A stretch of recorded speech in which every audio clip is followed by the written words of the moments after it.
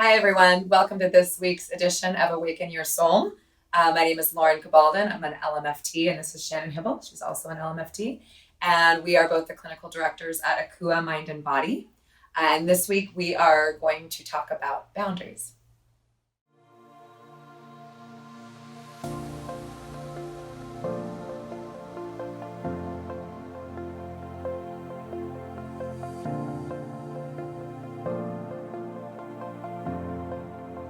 Boundaries are incredibly important. I like to call it our own little hula hoop that we stay in.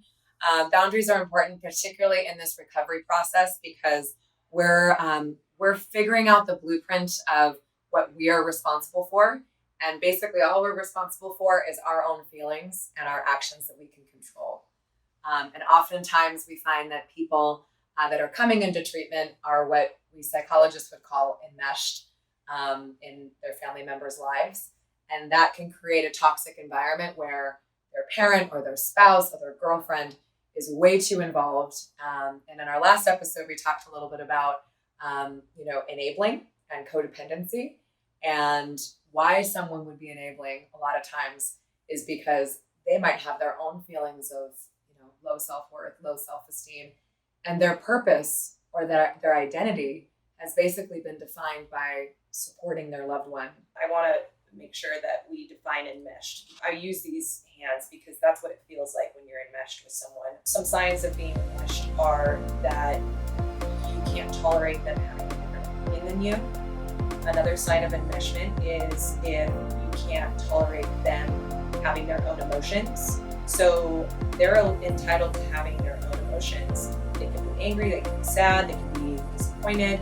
That's a sign of enmeshment, is if you actually feel like you caused them to feel that way because you're like this. You're like one, rather than two separate individuals with different thoughts and different feelings. I always call it putting a thermometer in someone else's mouth to take your own temperature. Enmeshment can be used pretty synonymously with codependent. There's a form of therapy called attachment therapy. So I want to really quickly just share different kinds of attachment disorders. They're actually disorders in the DSM, in the Diagnostic and Statistical Manual. So when we're younger, a lot of these codependent behaviors start when we might not be getting our needs met, or we just get a sense that our needs are unmet. So if we're 5 years old and we feel like our older sister gets more attention than me, then I might be feeling like, okay, there's an emotional cutoff there. But there's generally four different kind of attachment styles. The first one is anxious preoccupied. This is the helicopter mom. And she might have grown up in her family with a mom that was emotionally distant. So she really wants to be involved in her child's life. And then if you can imagine the child that grows up with an anxiously preoccupied mom might seek that out in a partner or might do that avoidant behavior. We also have the two styles of avoidant attachment. You think about a child with their parent.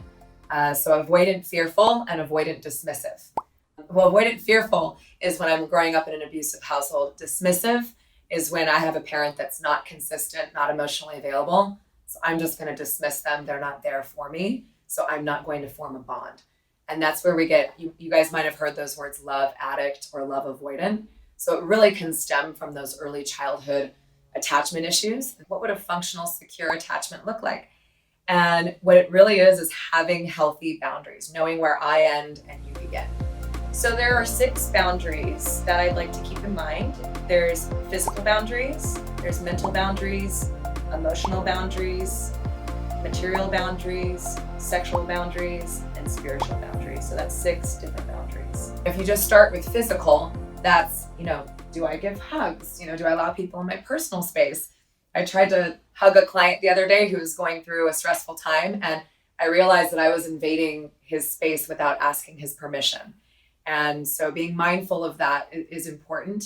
But also, are you okay with loud music in the house? Nudity, if you've ever lived with a roommate, what are your boundaries around physical space and what that looks like? Material is really important for, especially for treatment. How much money do I lend someone? I see people, do I lend them a cigarette? Do I lend them, my car? So oftentimes I kind of have this joke that, if you are going to lend your clothes out, don't expect them to come back. And you have sisters, so I'm sure you know what that's like. And so material boundaries. And what happens if we don't have good boundaries with material stuff, particularly, we start to get resentful. Mental is also very important, especially for those that are changing their mental models. Mental boundaries are, am I easily suggestible, or do I know myself? And am I able to listen to somebody else without wanting to respond by making myself right? And so mental boundaries are really powerful because this is us kind of acknowledging, I know who I am, but I'm also open to hearing about other ways of thinking. If you find yourself being reactive, Mm-hmm. or you're hearing someone else's opinion and you start just getting super heated inside, that's a good indicator that you're experiencing loose boundaries, mental and emotional boundaries. Yes. Emotional. This one's the biggest key. So if someone says, hey, I don't like you, right? What do we immediately feel, right? What's that feeling? When I'm triggered, that means I have to grow. But most of the time in early recovery, we see our clients and their family members, when they're triggered, their first impulse is drink, use, react. The first relapse I usually see is an emotional boundary relapse, where they call up their ex-girlfriend that was unhealthy for them, or they get into an argument with their roommate, get back into that same toxic cycle with their boss or their mom, and then they're triggered. They're not using their tools in their toolbox, and that kind of leads them down the path towards using or drinking again. And then we have sexual boundaries, also really important. We're going to talk about this on an upcoming episode as well. Dating, and should I be dating if I am in a relationship when I go into treatment? Should I stay in that relationship? And so there's a lot of questions around that. We'll address those in an upcoming episode. So sexual boundaries are, do I sleep with someone on the first date? Do I wait? I'm new in sobriety. Do I allow someone into my love world when I'm just learning to love myself? So the reason why people cross their boundaries, for instance, any kind of sexual boundary or financial, is because you're scared of how the other person's going to react. So for instance, we see this all the time. There are clients that they would want to not be sexual with their partner, but they feel like they need to in order to keep that person there. So there's a lot of things internal that are going on that have people go against their boundaries. Mm-hmm. What we teach a lot of our clients is how do you what's called individuate. So I know we talked about enmeshment, but how do you individuate from your parents? Because they taught you how to think, how to feel, how to live, right? I don't want to disappoint them because they are the people who keep me alive.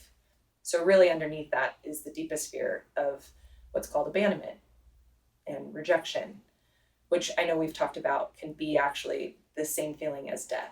I'm such a big advocate for residential treatment because a lot of people cannot heal if they're in the same environment of that emotional person they have a complex with. So real quickly, I just want to review how to set a boundary. I think we talked about using the I statement, I feel blank when you blank because blank. Now I hear people all the time say, well, I set a boundary. I told my sister that, I didn't want to talk negatively or gossip about others, and that's my boundary. But then she still calls me and gossips. So what do I do? And so the next step after that's usually enforcing a consequence. And that's really when we communicate to somebody else, I will not tolerate this. So my advice is hang up the phone.